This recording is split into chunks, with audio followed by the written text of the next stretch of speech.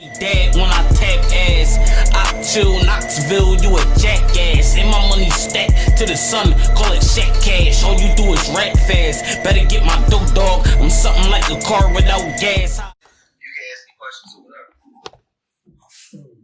No, I want you to continue what you were saying. Continue what you were saying. So, I think personally, Nip had such a profound effect on the people that knew him and was slowly getting ready, or should I say rapidly getting ready, for lack of a better word, to hit that next stride, that next level of stardom, and also to put himself on a bigger platform for everything that he was preaching to us, to be empowered. That's what he wanted us to be, empowered to own our own business, to believe in ourselves, to know that no matter what situation you come from, that doesn't define who you are and where you're going in life. Is what is inside of you. And he kept preaching to just spread the word of positivity and love. He said, I remember one interview he had, this was right before he passed actually. He said, when you sit around and you in wrong situations, you have to change your energy. He said, I come to know that when I change my energy, no matter how bad or what situation I've ever been in, it has never defined me. When you sit there and change your energy, your outlook changes. He's like, and it's crazy because it sounds so simple, but a lot of people just have a hard time doing it. He said, once you start switching into positivity mode and your outlook on things become way better, no matter how bad it is for you, how bad you feel. He said, once you change your mindset, everything else changes with that. And what's to come will be way better. So, I myself, as a person who always wants to empower people as well, and I talk to people I care about, Allah, yourself, and everybody else that knows me. You know, I feel like we all have that strength, that power. I've always preached that to you. You know what I mean? That we can do whatever we put our minds to. No one can hold us back. Nothing but ourselves. Your only competition is yourself. So for Nip to really sit there and say these things that in my heart I've always thought, it confirmed already how the magnitude of the man he was and the king that he was, from the bloodline that he comes from as a black man. You know, he felt very, very strong about himself and his faith. And he wanted to show us that, yo, I come from the biggest gangbang crew, period, in rolling 60s. And he's like, my respect is still heavy because of the type of person I am. Every person he got in contact with, no one ever talked down on him.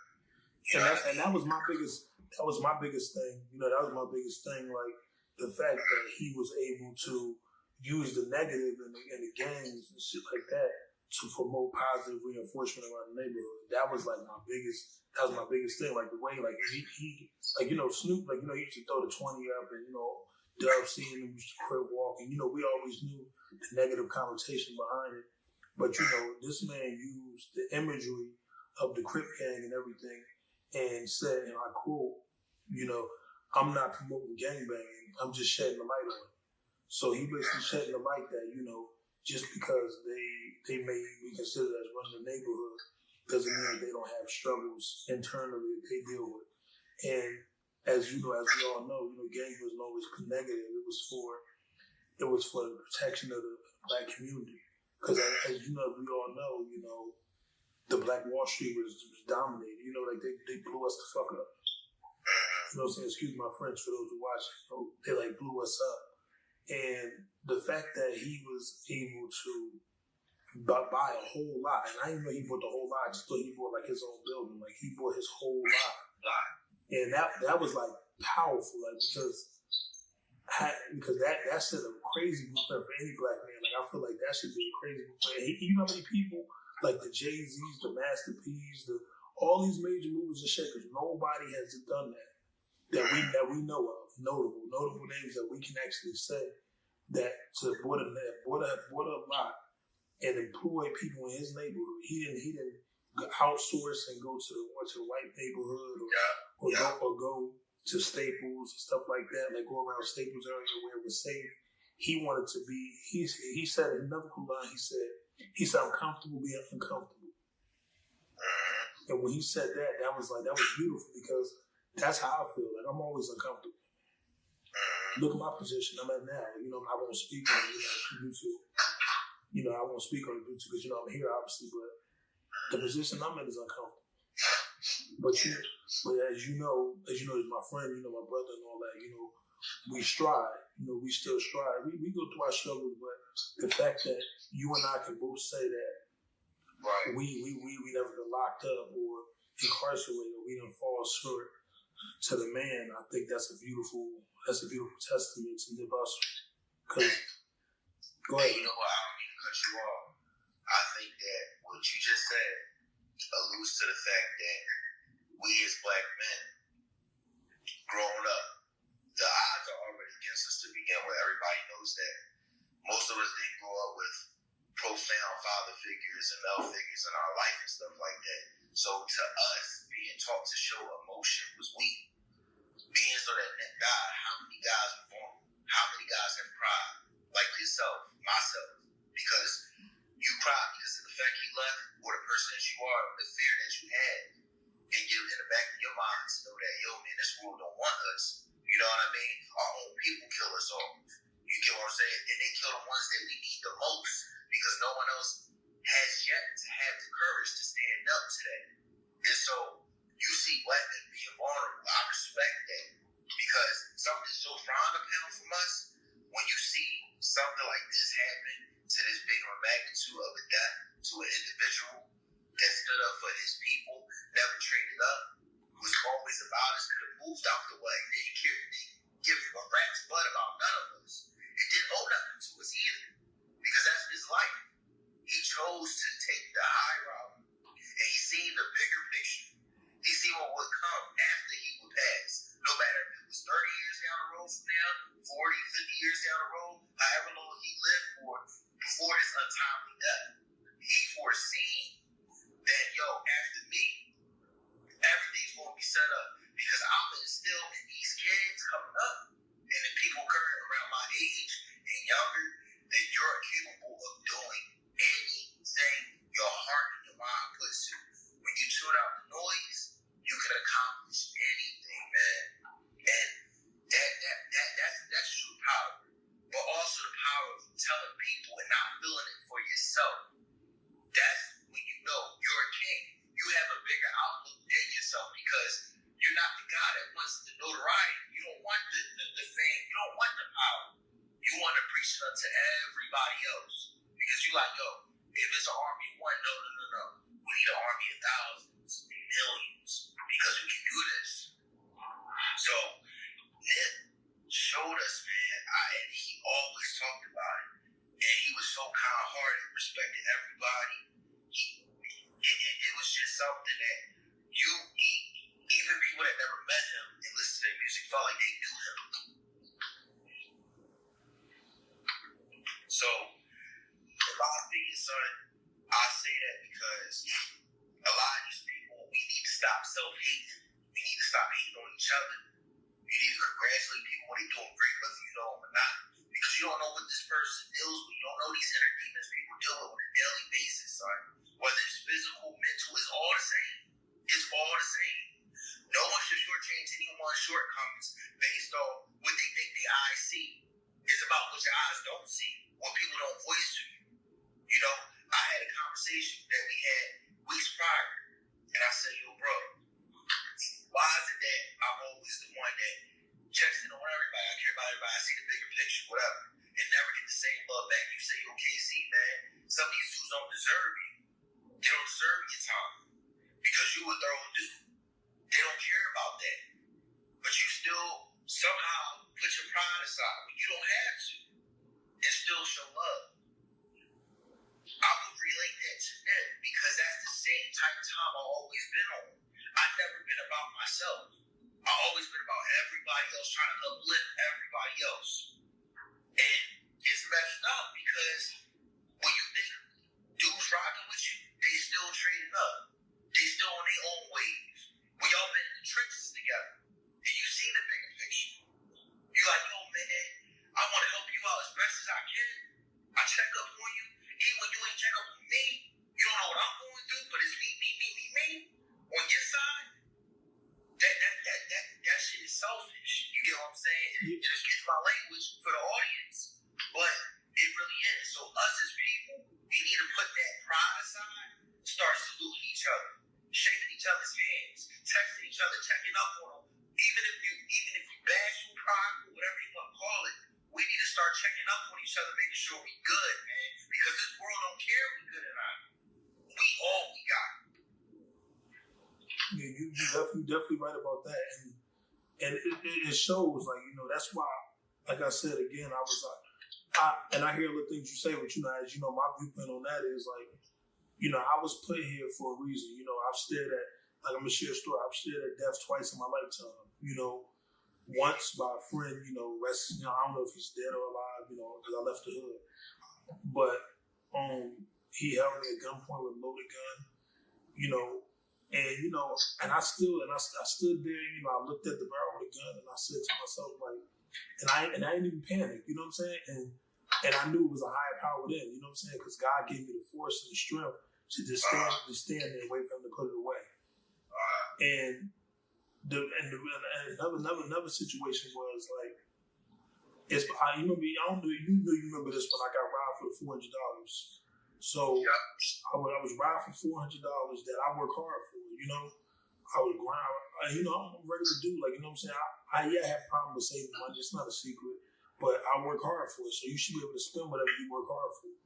So the dude pulls the gun out of me, takes my money, everything, tries to take my phone and everything. Then the guys next to him is gonna say to me, "Oh, he gonna say to me, oh, you kill both of these dudes." And you know, God gave me the strength to have the words to say, "Damn, you want to kill? You still want to kill me? I gave you what you asked for." And that's when I knew that there was a God. You know what I'm saying? And you know, it says in the Bible you're not supposed to worship idols, but I truly idolize Nipsey Hussle. Like, you can ask any friend of mine, like everybody, my cousin from my hood in Jersey, he called me and was like, "Yo," he said, "Patrick, man, like, he was like, yo, man, they killed the homie, man." Because that was the only thing that was positive when we grew up, Nipsey Hussle. Like, you know, we had, you know, everybody else, you had the gyms, and I'm not knocking nobody. I'm not shunning nobody. I'm not downplaying nobody. But, you know, we had the Jim Jones, the Jewels, the Camrons. All these guys, you know, they went around, they showboated, they did all this other stuff, right? But it wasn't globalized, so they gave back to the community. I'm not saying it didn't happen, but Nipsey Hussle really, like, he showed it, like, and he wasn't like, and he didn't do it, people did it. You see what I'm saying? Right. And how many times do I say all the time, like, no good deed shall be known to man. So I would never get to the point where I see a homeless person and I had money to give them, and I'll be like this, holding my phone up, like, you know, showing me giving money, because I feel like that's wrong. And I had to tell somebody today. That, you know, whatever I do for you, I did it for you. I do stuff for a lot of people. I love you. I do things for you. You know what I'm saying? Because the true essence of love is to give and protect. A lot of people don't know that. So if I love you, if I love a woman, I give her a flower. You know what I'm saying? Let me put that. Here's the other part. I say love is to give and protect. So I protect you by, I give you the flower and peel the thorns off so you won't cut your hair. So when I love you, I want to give and protect you. You know what I'm saying? And that's what a lot of people don't get right. So that's why I'm a little bad on it. So I said that's where a lot of people get it wrong at. You know what I'm saying? When you love someone, you don't look for reciprocity. Right. Because if we don't, a lot of people say, well, you know, people did stuff for me and I ain't do nothing for them. But God does stuff for us all the time. Do you think he asked anything back? The only thing he asked for is that we talk to him and put him a part of our everyday life. Right. That's all he asks. You know what I'm saying?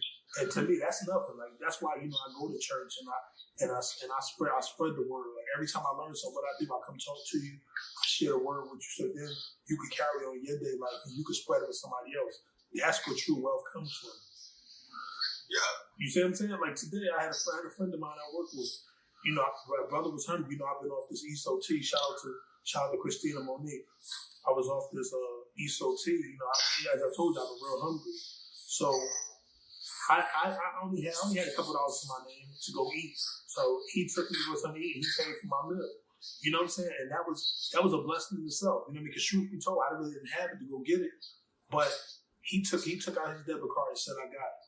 And that's when you know there's a God. So Nip was basically that crutch for us. Yes. Like he was basically that crutch, that dude that was able to stand tall. Like he wasn't the biggest, huskiest dude. Like he was skinny and tall, but he moved mountains. When he spoke, he moved mountains. Whenever you got a brother like YG, who I'm not gonna say he promotes ignorance. He's a good dude, but he wasn't really like the positive type coming up. Whenever you got a brother like YG saying, "Oh, I'm reading books and stuff like that," that's when you know that you moving mountains. Yes. So when YG spoke up on that podium today, that was a beautiful thing. Like, you know what I'm saying? He was himself, obviously, but he really like spoke volumes. And even Laura London, like, you know, she said she clowned him about his reading and everything, but he made her a strong woman. Right. Because like we didn't know Laura London for the strong black woman that we know her for now until she got with Nipsey Hussle. Because truth be told, like, you know, she was like a B-list actress. You know, we seen her in movies like ATL. We didn't really know for her that much, but Nipsey Hussle, you know, she was with Nipsey Hussle and she showed us what a black couple look like, what a strong black couple look like, and the fact that she went on that podium, she still stand tall. Like she tried, she didn't cry. You know, she was choking up, but she still got those words out, and that's the shit I love to see from our people. Absolutely. You know, we as people need to understand that it's not just us, you know, going through personal battles or whatever. Like, you can't let the world make you feel like no one's with you, everyone's against you, because there's still good people out there that want to see you succeed. They want to see you be great at whatever it is you do and follow your dreams. So I think personally, you know, that we all have to come together and, like I said, realize that we have a lot of power. You know, we got more power than we think we do. I want you to share something. You know, I ain't want to do this, but you know, I got you on the camera. I don't really hide that from my audience. So tell people what's your issue in life. Like, you know, you have like an illness, right? That, you know, that can be a bit of a hindrance to you at times.